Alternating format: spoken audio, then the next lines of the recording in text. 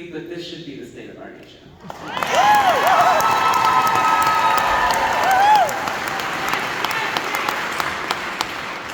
I want to shout out to Katie, Sally, and Judy, my walking partners over here. She did not let pain stop her. This is a poem called What Black Women Cannot Make. It's a follow-up to a previous poem called What Black Women Make. Hope is not a strategy for liberation, but a product of liberation work. Today we earned another day of hope. I see this city I fell in love with fighting for itself. Both countries I call home are fighting for a democracy that is being driven by someone else.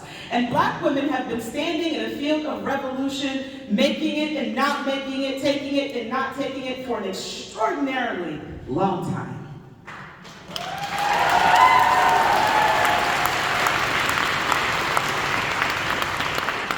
They are here, whether you see them or not. They are resting, strategizing, healing, preparing.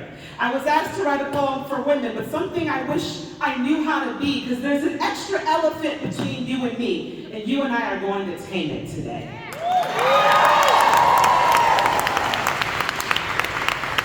You are seen and unheard. I am unseen and made to be absurd, both refusing to stop. Me needing rest, you needing revolution, in a world seeing reverse evolution. Thank God for wicked women, nasty women who bridge divides.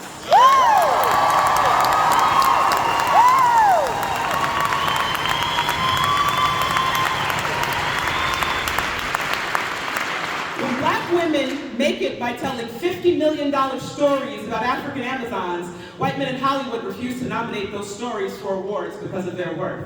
When Black women make history with 4 years of sheer all-American perfection in a White House built by slaves, torn apart for 1,460 days, not counting the 100-day campaign, scrutinized for the hair she adorned, the color she was born, her hips, her lips, her strength, the length of time she can hold her breath and not have anything negative to say. We appreciate the barricades that she blazes, the men who are aligned and remind us to fight for our lives. Black women's lives have been making babies through the highest maternal mortality rate in the United States, 70% for every 100,000 live births. We die 3 times the rate of what a pregnant woman of any race's life is worth, according to the CDC. And I will cite my sources because I want us to believe the institutions that some of our fathers and husbands built, but not me.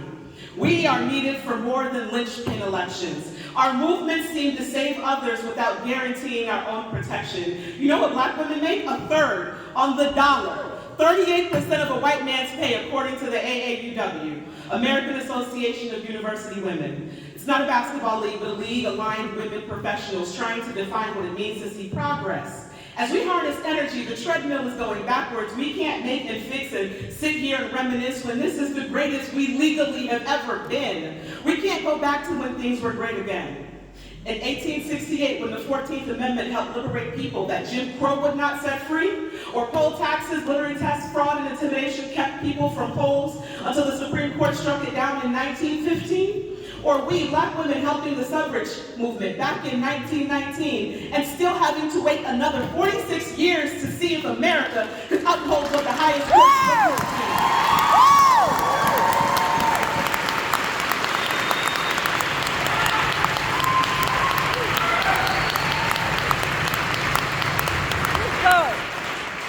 It wasn't until 1965 Voting Rights Act that this country could enforce one act of what freedom means. So that means it took 100 years after Juneteenth declared us free for us to begin to be Americans.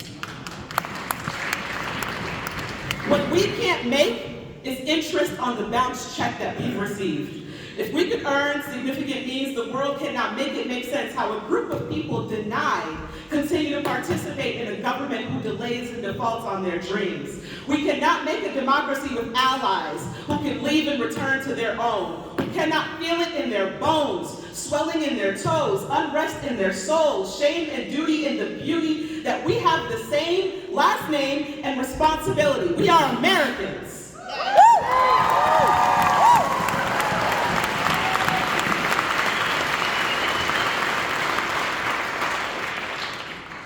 There are no more allies when you are on the same ground, standing in the same muck, smelling the same stench, curdling from the same gut. When that highway comes down, there are women in these neighborhoods who are going to be able to wake up and see the sun and not be victims to carbon monoxide poisoning.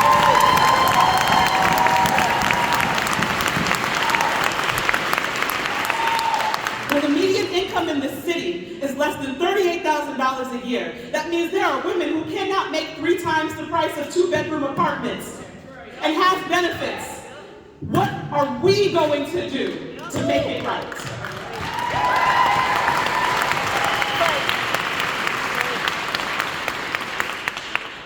And let's just say it. I don't give a flying frog if we agree about when life begins, because a woman's life ends the instant someone else decides what can come in and out of her womb.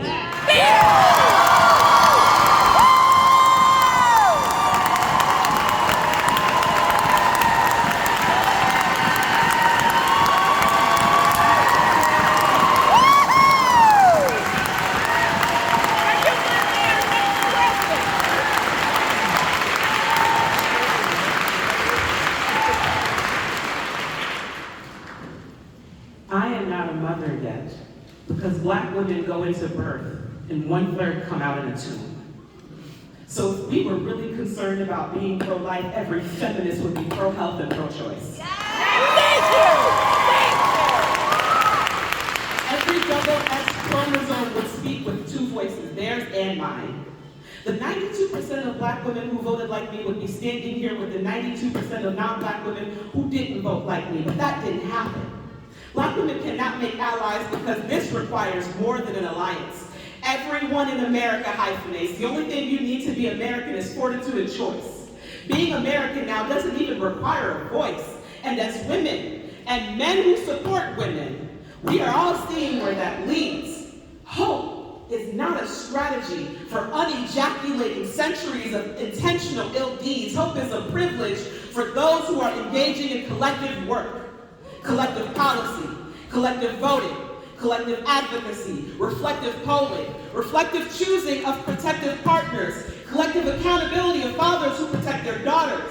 I am a Haitian American because God saw it fit for me to tell you the beauty you see, the boldness you hear, the tears that will not come out of my eyes, the pain and the arrears of my life, the sass and the sharp cut of my tongue, the warmth of my home, and the depth of the love of my firstborn country will not become the fate of this one. Woo!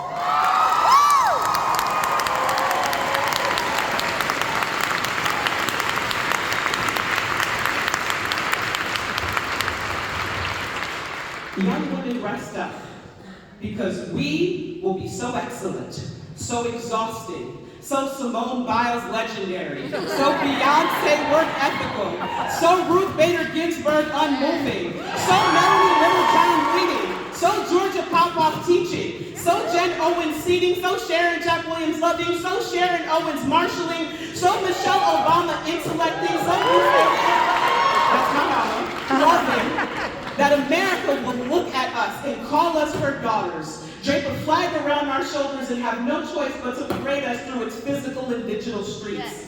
And when the first reporter asks you a question and you open your mouth to speak, all of us will spill out of it like a flood of spirits from the mouth of the holiest priest.